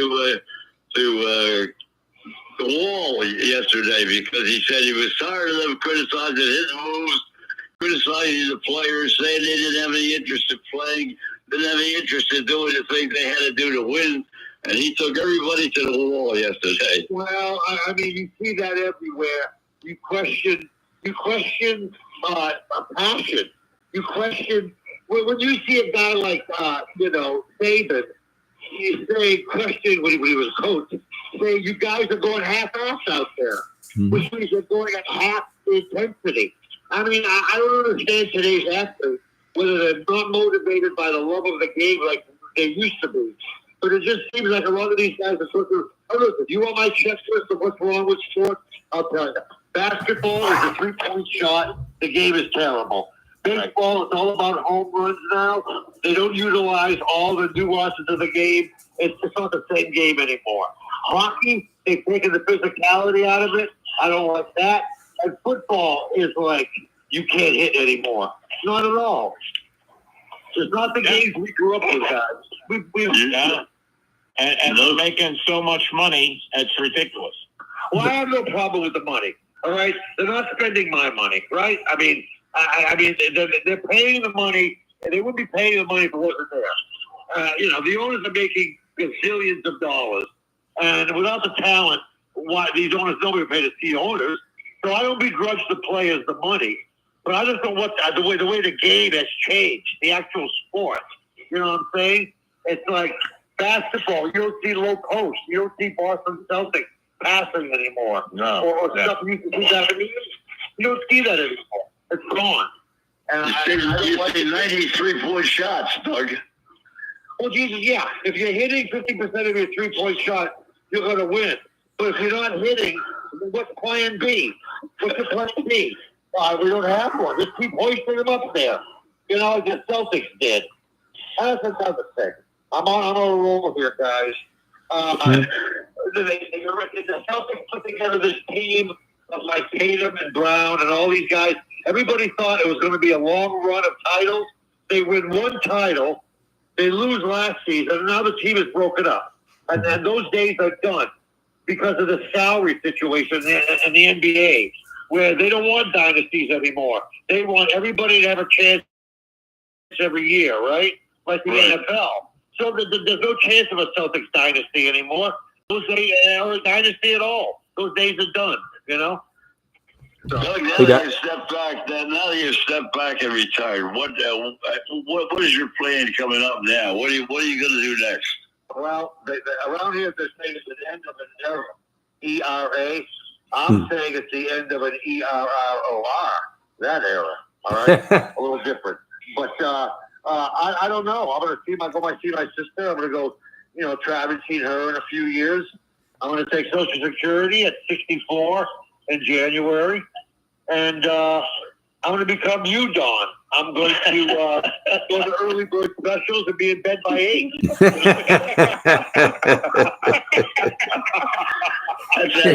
That's a half hour too late. You're already in REM sleep by then. Hey, Don, seriously, when are you going to come down here? I really want to get together with you. Well, I'll be down there in not too distant future. I got a lot of things going on right now, and so in the next month or so, we get all this straightened out. I'll be back down, and I'll give you a chance to take me out to McDonald's or something. That's the top of your menu. You were always my Big Mac, John. All right. But no, Don, I have nothing but time now, so I'd love to get together. Let me ask you one thing before we let you go. Right. How's our basketball man doing down there? He got a few games in, and he sounds okay at the gala. His voice sounded okay. A little slow. He's slowing down. He's 86 years old now, you know.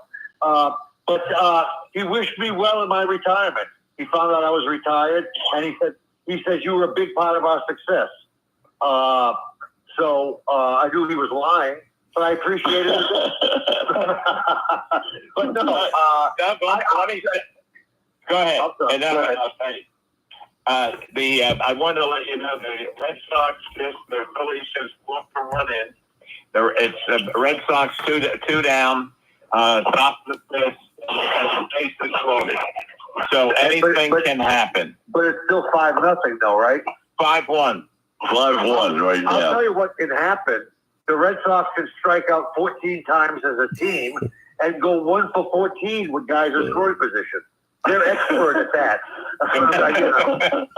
That's what it is. You see the game, it's all a strikeout. Remember, it used to be like when guys struck out, it used to be embarrassed almost. Now guys strike out is no big deal, right? Nobody cares. That's right. Yeah. Next time, go for the home run, you know? I mean... Well, it is, but it's disappointing when you see you get into the 7th or 8th or 9th inning, and here you get runners maybe on first and second and nobody out, and they can't even move the runners. I mean, they don't even try. They don't even try to move the runners. They strike out. They hit a pop up. They don't even try to hit the ball. They don't try to, run on second base if they have the ghost thing with the joke. They don't even try to hit the ball to the right side just to get the guy over. Oh, we don't want to score one run because if we score one run, the other team's going to score 2 and they're going to beat us. Well, if you don't score 1, you're never going to win the game. Don, you're absolutely correct. These guys, situational hitting, put a bunt down for Christ's sake. You ever see these guys try to bunt? It's embarrassing. They don't know what they're doing. They don't hit to the right side. They get 2 strikes. They swing the bat the same way as if they have no strikes, right? Exactly. And they don't like it's not 1945 bunts anymore. What about 1945? Go ahead, Mike. Mike. Yeah, it's Mike Zimzak. 1945, Baltimore, Mike said. Oh, yeah. I was just making a joke. Like, I would appreciate a good bunt thing every once in a while. Doug, you got me riled up. Wait a second. We can't. I keep telling Frank this. We can't just have somebody come in. Nobody knows who we're talking about. So let's go. First of all, Don, we told you. Doug Fernandez is still on with us. Mike Simchek is going to be the next guest. We're going to put the 2 men together. Mike, you got a question for Doug? Go to it. But we got to know who's on the air here. Don, we tried to tell you. Let me say something to Doug first. What? The Red Sox, they had walked another run in. The Red Sox have now hit a grand slam, and now lead 6-5. Who hit it? Let me see. Gonzalez. Oh, he's their first base pairing. Right over the 374 mark. Right over 374. What inning are we in with that game? Top of the 5th.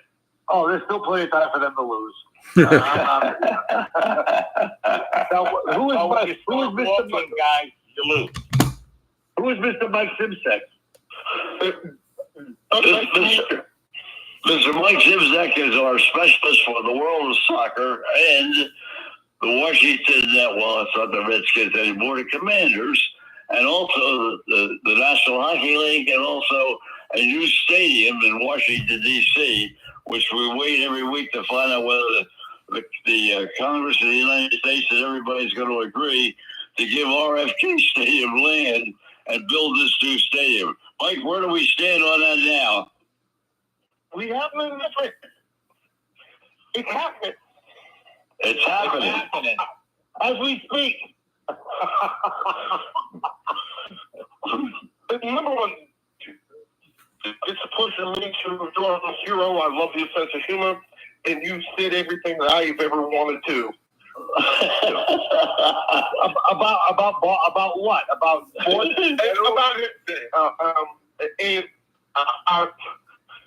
I once wrote an article about this because I come from the weird place, New Jersey, where my grandfather was an Yankees fan because was being good for Rush and Dodgers, and my father got so pissed off at his old man that he became a Red Sox fan, and I got so pissed off at my old man not being a Yankees fan. Well, you should have disowned him somehow. He tried to disown me. He tried when I was 14. He put sale on eBay. I'll tell you one thing, fellas. The Phillies find themselves in a situation time and time again where they go to the bullpen, and this happens. And right now they're down 6-5, and in a game that they had no chance. When you looked at it 15 minutes ago, they were up 5-0 with the Red Sox with no chance to do anything, and now it's 6-5. Wait. So the Phillies took out their starter when they had a 5-0 lead, or is this starter still in there? He's still in there. Luzardo. Luzardo was playing for Ego. Jeez. Yeah. I mean, never comes an Italian pitcher. Well, Doug, let me just say this, Doug. Thank you very much for being with us. We'll get you on a regular basis. Have a chance now that you're retired, because I know you were doing like 14 stories a day. And, no more. That's what I'm saying. I'm a free man, Don. I'm a free man. No mas. All right, we'll get you back on, Doug, and I'll see you when I get down here. As soon as I get there, I'll give you a call. Thanks, guys. Don, take care of yourself. Take care, Doug. Take care. Bye-bye. It was fun. All right, let's get back down to Mike, because so many things going on in the world of soccer right now, and also on the, as I said, the baseball front. And you say that the stadium is on track. Is that correct? Let's start with that. Chair of DC Council announced today that City Council and the Commanders have a deal to get stadiums done. So this takes care of that dispute that they are having, whatever concessions that the Commanders needed to do. They got it together, and it should go to a vote. By the time we talk next week, I would expect this to be signed. Now, well, let me ask you this, because we got so many things on the docket. And last week you said, "Look, I want to talk about the Commanders. I want to talk about the whatever." So let's start with your list first, and then we'll go to some of the things that we want to get into as well. Go ahead. All right. So, Commander Stadium. That seems to be in the works.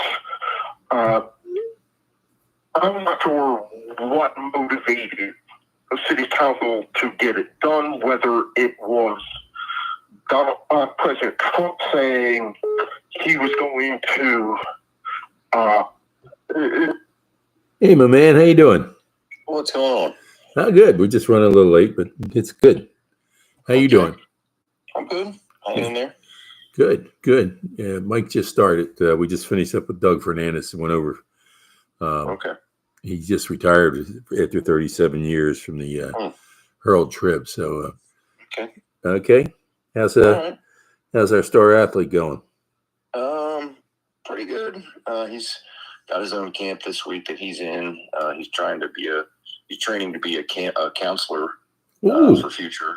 So he's got that, and then next week he goes. Next 2 weeks he's at the beach. So nice. Yeah.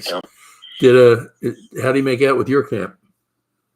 He was great. I mean, he always has a good time. I mean, he likes to spend time obviously with me, and he plays golf when he does. You know what I mean? But he's into so many other things that's a difficult thing. So I think he has one more week with me. I think when we come back from the beach, I think he goes to my camp, like August 11th. That's the last one I do. So as soon as I get kind of past these next couple weeks, we get that 1 week at the beach, which will be nice to just unplug. And I need several days in a row of relaxation.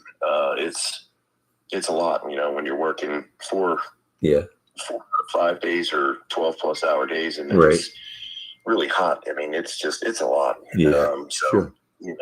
But we're hanging in there. I mean, you make the money when you need to make the money, and then come mid-August, we'll focus on more classes and individual lessons, and I'll have a little bit better schedule to hopefully help out more around here. So good. I'll belt you right in. All right. Have you heard, and what is your opinion? You can get whatever consensus you want. It's enough for it. And if you're hearing 90%, I think, Roger, that it's not quite that. If you give enough money, you can find people to say what you want to say. Yes, there is study that Dan Snyder conducted back in the early aughts, where he got 90% of Native Americans to say that they are in favor of the Redskins name and Redskins logo. But also, there is a lot of local and non-local sentiment against it. What I know for a fact is that they surrendered the trademark and the copyright on that name and the logo back 2020. There has been a lot of litigation, and I know for a fact that the NFL does not want to go back and do that yet. Josh Harris has been consistent about he does not want to go back to the Redskins name. And I think that it is a matter of we just don't want the headache of bringing this back. You're saying 90%. I would say around here, probably closer to 20. 20% want to go back? There are maybe 20% of people who are like hardcore fast. They have to go back. It's going back to the holding up and saying that we need to go back to the Redskins name is not that big a mover out here. Most people are kind of in my name. We'll call them the Redskins, we'll call them whatever you want us to call them. But the team now is the team now, and that's where we're going to do it. They win a Super Bowl as Commanders, that's what they do. Nobody's really willing to, but maybe 20%, willing to die on that hill and say we have to be the Redskins. Well, we're just going to have to wait and see what happens. I'm assuming, and I may be incorrect as compared to assume that it's going to remain the Commanders. So let's talk about the Commanders as they're now constituted, because we talked the first half hour with Merle Reese, the voice of the Philadelphia Eagles for so many years, since 1972. And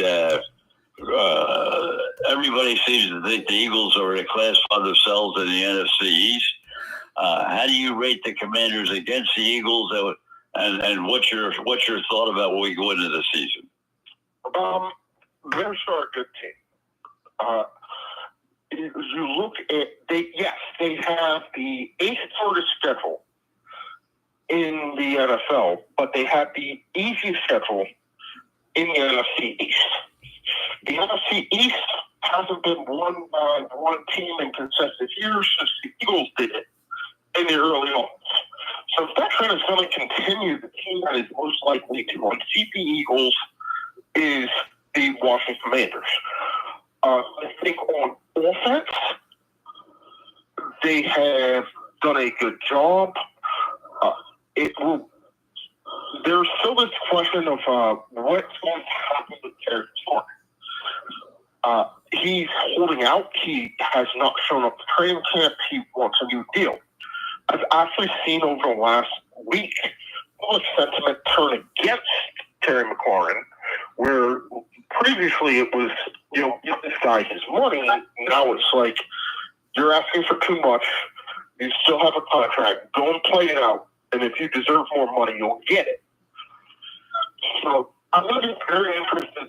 He is due about $20 million this season. He wants $32 on the extension. My math would tell me just meet in the middle somewhere around 27. But we'll see what that does. Outside of that, the offense looks pretty solid. They've reinforced the line. They brought in Deebo Samuel, this kind of a gadget guy. I have questions about Brian Robinson's effectiveness as a running back. I thought he was going to show more than he did last year. The Commanders' decision not to upgrade at that position when a guy like Nick Chubb was out there on a very affordable salary tells me a lot. They're going to get the ball, give Brian Robinson as their lead back, but they need him to do more this season. As far as the defensive side, they upgraded in the secondary, but a lot has been, let's bring back the guys who got us there last year. Well, that works, but all those guys are a year older. They signed Von Miller to address the issues that they had at edge rusher, but he's a guy eating tooth, long in the tooth. Right. This is a defense that finished in the bottom third pretty much every defensive metric last year, and you're bringing them back and you're asking them to improve this year. I think that's going to be where it is. Any game that they play, as long as they're within touching distance in the fourth quarter, they're in it. But can this defense that lost some key contributors hold up with guys who are basically the same guys but a year older next year against what is going to be a much tougher schedule? That said, I looked at the early betting odds. They're only an underdog in 4 games. The away game against the Chiefs, the away game against the Denver Broncos, the away game against the Chiefs, the away game at Lambeau, and the 2 games against the Eagles. So there is a pretty easy path for them to get to double-digit wins again next year. Roger? The quarterback situation obviously is and they expect big things. How about the cadre to go with the quarterback? The wideouts, the tight end. Have they made any moves that they can improve, or are they settled with what they have, Mike? Well, they traded for Laramie Tunsil, and they drafted another tackle to solidify the offensive line. They made the trade for Deebo Samuel to give them another, like a number 2 wide receiver. I expect that they get Terry McLaurin back in camp before the season starts. I think it's a problem that he has held out this long, but he'll be back before the season starts. So you'll go in with Terry McLaurin and Deebo Samuels as your 1 and 2 wide receivers, and probably I guess like Noah Brown or Luke McCaffrey as the slot receiver. Not a bad look. They brought Zach Ertz, who had a phenomenal season for them last year, back. But again, a guy who's a little long in the tooth. And the only thing that he's doing different than last season is that he's older. He's your primary tight end. So they're giving you Jalen Daniels weapons that he's pretty much used to. I think that he's going to be able to work well. I just wonder, like, he can't run around like he did last season. That's not sustainable because he's not a big guy. He's like 6'3", 6'4", but he's slight. He's right around 200 pounds. So if he takes a hit, you're going to see what happened when he broke his ribs last year happen again. And I know that they don't want that to happen, so they've got to give him the opportunity to stay in the pocket and not run as much as he did.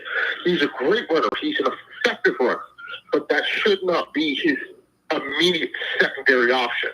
That should be the option of last resort for him. Hey, Don, We talked earlier with, Doug has joined us too. Okay, Doug is with us now. Yes. Okay, yeah. Doug, maybe you just heard what Mike had to say. You pretty much agree. I pretty much agree with that. I don't think you can run the ball as much. You know, it's one thing when you talk about the quarterback that the Ravens have. It's another thing when you talk about the quarterback that those Commanders have. I mean, his physical size doesn't, bring itself to running the football that much. So your comment, Doug. I think to Mike's point, I think the running back scenario last year was, I would have to think, somewhat disappointing. I'm trying to think, Mike, you probably know the answer to this. I think they drafted a running back in the later round. They drafted a guy in the later round. 6, 7. Yeah. Yeah, that they're bringing in. But again, they're going to trot out Brian Robinson as your primary back. Mm-hmm. Austin Eckler as your primary third down back. Mm-hmm. And the other guys are fighting for a rusher. Yeah. I just don't believe that Brian Robinson has shown enough in these 4 seasons. Yes, I understand that he came in the league, and immediately when he came in the league, he got shot in robbery. And very few people come away from that and be able to play NFL football. Sure. But here's a guy who, 4 years later, has never had a better than 800-yard season. Mm-hmm. Well, let me just interrupt here to say Doug Hamilton is joining us right now, and of course, PGA professional, and joins us week in and week out. We talk about golf as well as the Ravens, as well as the Orioles, as well as everything happening in the Baltimore, Washington area. Both Mike Zimzak and Doug are both from the Baltimore area, and so they've got a handle on all the activities from the new stadium right on down to the name of the team. So, Doug, I'll tell you, the kids are opening up today and tomorrow. Some of your thoughts with Mike as far as the Commanders are concerned. Yeah, I mean, the half of the family here, I think, is split. I mean, I'm a Ravens guy, and the other half is to your earlier point, they're Redskins fans. Always called them that. I always will. Yeah, I mean, the season ticket. Listen, I'm not going to disagree with you. I just bought my father-in-law a Sean Taylor Redskins jersey. Mm-hmm. and I'm okay with it. I bought my wife and my mother actually Bobby Mitchell, number 49. Number 49, formerly of the Cleveland Browns. So he fumbled a couple of kicks, and Paul Brown said, "You're going to Washington. You're out of here." All it took was 2 fumbles on 2 returns, and one of the great returns of all time in the National Football League wound up in Washington. But he became a Hall of Famer with the Washington Redskins. Oh, That's yeah, right. it was. Yeah. Before we get into the conversation that we're about to have with Doug, Don and Roger, Frank asked me to say, I am going back down to Howard University. I'm going to teach this year at Howard University Math and Science Charter School, which is right around the corner from Howard University Hospital, which now sits on the site of Old Griffith Stadium. Really? Oh, y'all didn't know that? Yeah, it's just on the site of Old Griffith Stadium, and he told me I should put this out there. I need to get y'all recollections at some point in time on tape, on video, on what, of Old Griffith Stadium, because we are losing that history day by day. People don't know where it was, and people don't know what used to be there. Mickey Mantle his longest measured home run at Griffith Stadium. There you go. There you go. Well, I can tell you mine was that I was a kid, very, young, really young, and probably middle school, junior high. And we were in Washington during the summer on vacation to see all the sights. And I can remember looking out at night. I forget the name of the hotel. It might have been the Cairo Hotel in D.C. years ago. And looking at the lights not that far away of Griffith Stadium. And I can just remember some of the great announcers that did the Senators games back then. Dan Daniels was one, a legend. And I used to listen, like Don will tell you, we used to listen to all these games because they were on clear channel stations around the country, KMOX. There's a station in Buffalo, I think KBW, and that's why I used to listen from Washington, WTOP. It was 50,000 watts, and at the right time you could hear it in Philadelphia. But I'll never forget seeing those lights, and I got to see Griffith Stadium. All right, thank you, gentlemen. Now I'm going to turn it over to Doug and let him take y'all home. I'll give you one last comment. I saw the St. Louis Cardinals play the Washington Redskins at Griffith Stadium in 1950. I'm going to say 1953, maybe 54, but I think it was 53. That was the first game I ever saw at Griffith Stadium other than a baseball game. Wow. Well, that's some history. Have a good evening. You too, okay, Mike. Take care. You got it. Take care, Have Mike. a great week.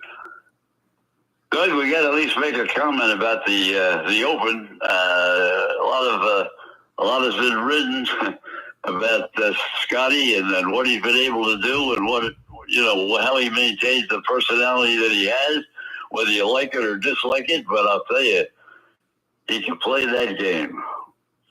Yeah, I mean, I don't know what we can have a brief conversation about it because he's the best player in the world, has been, and he went out and just did what he does.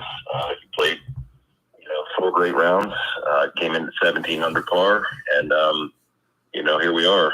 Just adding wins to his total, and now he has 3/4 of the career Grand Slam. Right.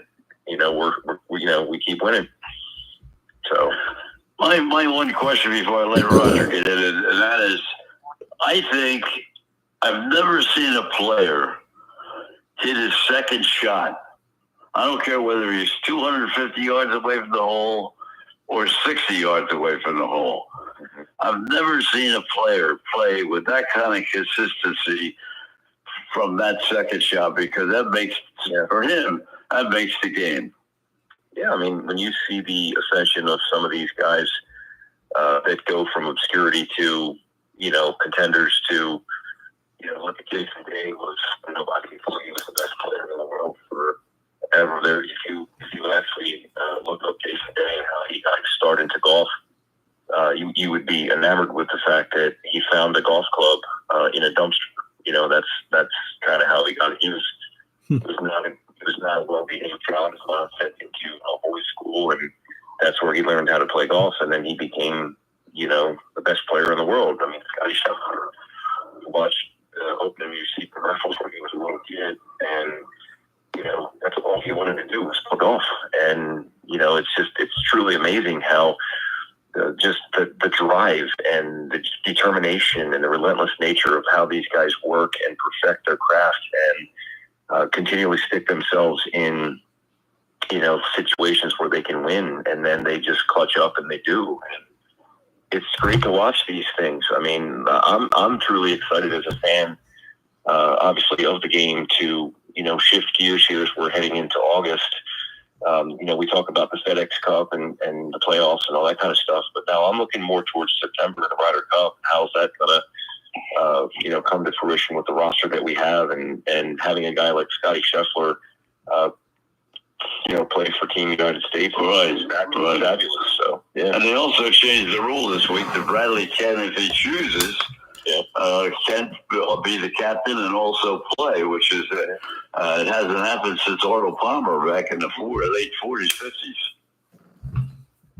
Yeah, we'll see what happens. I mean, I think he can still have some game, but there's dual-edged sword. I mean, we want to have obviously the best team that we can, and I would like to think that if Hill comes into play, that he would say, okay, well, I'm not one of those guys, Right.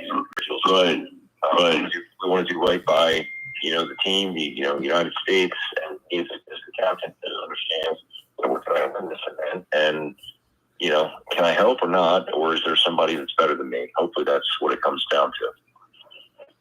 Roger? Well, I'll tell you, I was just really impressed with Scotty Scheffler, the way he won it. And I'm a big fan of his. I think that, as I know they were talking about it at the end of the telecast, they feel that he will exceed Jack Nicklaus. What's your opinion?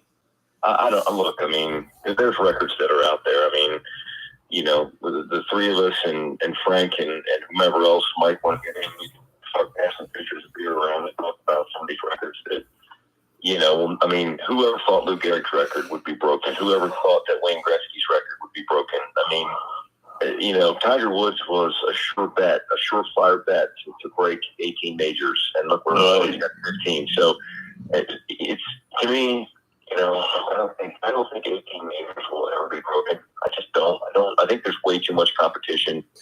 I hate to say it, but as a human being, you can only hit so many golf balls. You can only play so many rounds. I mean, like at some point in time, you get the burnout. You get different things. You've got a family. There's other things that creep in. Injuries. That's the case. Injuries. Yeah, good one. Injuries. Probably the number one answer on the family keyboard. I mean, that's, I don't know. 18's a lot, man. You have anybody in that British Open field could have won that. If you started this, when we were here last week talking about this event, and we said, okay, well, who's going to be the winner? Well, it's only ever been at Portrush twice. Once in the 50s, and the other one was it Lowry that won it? So, I mean, everybody's talking about Roy McIlroy and Tommy Fleetwood and et cetera, American Soccer. Right. And here we are, again. I mean, look at before the Live Tour, Brooks Koepka was the hottest thing since sliced bread. He had won a couple majors there. So, if people get hot, they have their time, and then they're gone. Somebody else in a good place. Can you have that? I mean, there's only ever going to be one Jack Nicklaus. There's only ever going to be one Tiger Woods. There's no, what I mean? Like it doesn't come around too often. No, the other thing is that when they talked about winning these events at McIlroy, of course, because it was really he only lived 45 minutes away. He played that course all the time, so they thought that he had a disadvantage going back there, and he certainly handled himself extremely well. And was certainly very well received, but it just wasn't good enough. It's as simple as that. He was great, but great's not good enough. This guy. Well, you're talking a couple different. These are two different arguments. You have somebody like Scotty Scheffler who's good all the time. And then you have other people that are in the field that can win on any given week. So it's it's a nice battle to understand that there's so much competition out there that. How about the kid down here at the shore? He never won anything until 2 weeks ago. He wasn't even supposed to be in the Open, but he wins the week before. He goes head to head against McIlroy and beats him by 2 strokes. Yep. Then he goes into the Open and he still won the third there too. Right. Yeah. No. good stuff. I mean, there's, like I said, there's so much competition. You know, the greats are great all the time, you know, or most of the time. And, you know, Harris English, there's a name, like he played particularly well. Oh, boy, he played great. You know, Shoffley played, you know, pretty well. I'm trying to think of the guy. There was another guy the final day that just kept making birdie after birdie. Wyndham Clark. You know, played a great fourth round. Well, I mean, DeChambeau, if the DeChambeau had any kind of a first day, sure. I mean, he lit the course up the next 3 days. Yeah, his first day was disaster. Yeah. I mean, it happens. I mean, we're obviously playing the fact that that event, you know, it's fun to watch. Sitting on my couch when it's like 90 degrees here, and we see them with different layers on. And, Yeah. You know, I got, you know, junior golf camp and all these different things, but they're wearing, you know, layers. I have to sweat my, you know, what off at 95 degrees. So, Roger, you know, Doug, have you ever been to Scotland? No, that would require way too long of a flight for me. I am not the kind of person wait for that long. I mean, you know, what was it from Cuba Bend, you know, he was getting on the airplane flying to Cuba. I just make sure you take your grandma man. He's like, oh, grandma man, you used to be playing in the mountains. He goes, no, I'm getting sick. I was like, you know, for me, it's like 3 hours is kind of like my threshold on an airplane. Like if we got this together and we said, okay, we're going to go on this golf trip, we're going to play all these courses and, you know, Scotland and all, whatever. I mean, I might be able to suck it up one time to just like if we had the right amount of medication to get or if you had the sleeper where you could sleep. Yeah, I mean, being a coach at that is really, really awful. We had the perfect storm happened. I think I could get it done. And that would be a blast. I would love to play all those link style golf courses and, you know, combat the weather and the elements and all the different things. It'd be fabulous. I would totally enjoy that. It's just, you know. And my son, I said that last week. My son played that course last year. I mean, when he was over there, and he said, you know, we're not playing from, you know, we're not playing from the mountains where they play from, but right. He said it was a great course to play and a lot of fun, and he really enjoyed it. But you know, he's been over there a lot of times because of work. They had to go every year for the British Open, and then they take it the week after the British Open to stay and play all these different courses. Wow. Nice. So he got the benefit of doing that, and he said it was a great course, and he could just imagine trying to play it from where the pros play it from. He said it's another game. For sure. I mean, that's a similar experience, obviously, that I had. You know, playing Oakmont Country Club was, you know, I'm not playing it from one foot in the desert where they all are all the way right. Right. You know, the game is different for those guys that can. I mean, even the local courses where they play the BMW, which is Caves Valley, where I've played, you know, dozens of times. You know, some of those holes are incredibly long, and you go all the way back. Now you're talking about, you know, just a very, you know, difficult golf course with a lot of teeth to it. You know, and that's what they were talking about. Par 3 holes is 288 yards. 288 yards, par 3. Yeah, it's unbelievable. I made par on that hole, by the way. I'll tell you. Yeah. That to me is just incredible. To think you got to hit a drive and close enough to either on the green or close enough to be able to chip and play your 3. Yeah, from 288 yards away for a par 3. Yeah, that's amazing. Maybe 220-ish, I think, probably from where I played, which is significant. But you know, still, I mean, that's usually that 180 to 220 range for most amateur golfers is a very delicate area where. Yeah, you got that right. So, have the right golf club. It's not a shot you feel comfortable straight because you're likely to have to pull head cover or something to get there. So, let's go back to the football for a minute. The Ravens are opening camp like everybody else, and some of your thoughts as we kick off the season, because they're being picked right now. Yeah. For the most part, to be about number 2 in the National Football League. Yeah, I don't know. Those people don't know what they're talking about now. I think if you look, I'm a diehard, but if you look at their schedule, my God, it is a gauntlet of there are no weeks that they can really sleep on.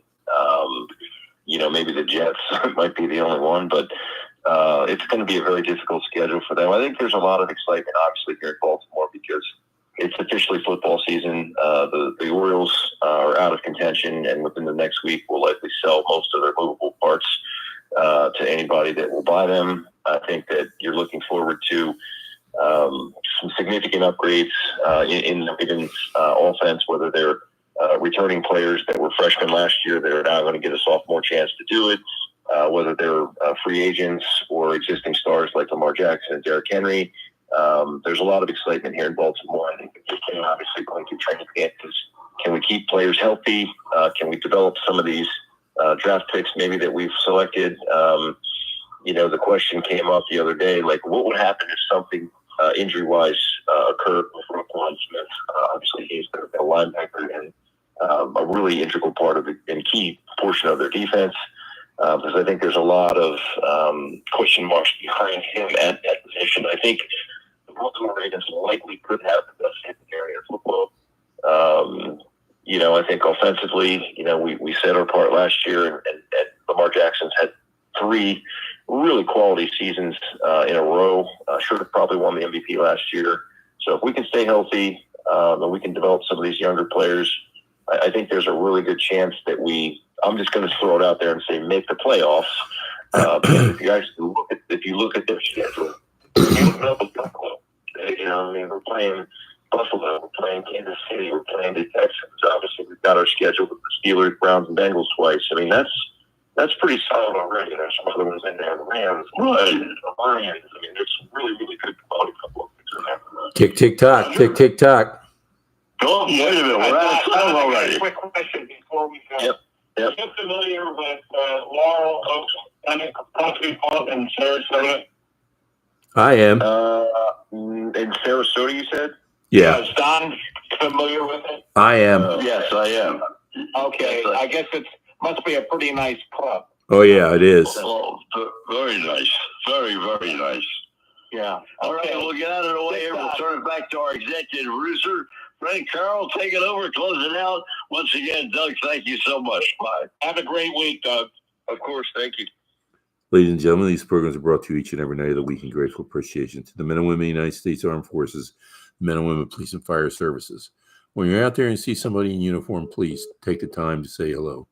Let them know that you know they're there. It's very, very important times because it's very dangerous times for anybody in uniform. These programs are dedicated to those who have lost their lives in the line of duty. Deputy Robert Anthony Carroll, Patrolman David Curtis, Patrolman Jeffrey Colcutt, Patrolman Jeffrey Yazowitz, Sergeant Thomas Batinger, San Diego Officer Mike Henler, Sergeant Tom Wilson, Charlotte County Sheriff's Department, Detective Randy Bell, Detective Ricky Childers, Patrolman Anafa Crispin, Lakeland PD, Patrolman Charlie Condit, Tarpon Springs Police Department, Deputy Chief Mike Godwin, Philadelphia Fire Department, Lieutenant Joyce Craig Lewis, Philadelphia Fire Department, Sergeant James O'Connor, Philadelphia Police Department, Sergeant Chris LeBake, Hillsborough County Sheriff's Department, Lieutenant Mike Zerba, Newcastle County Police, Patrol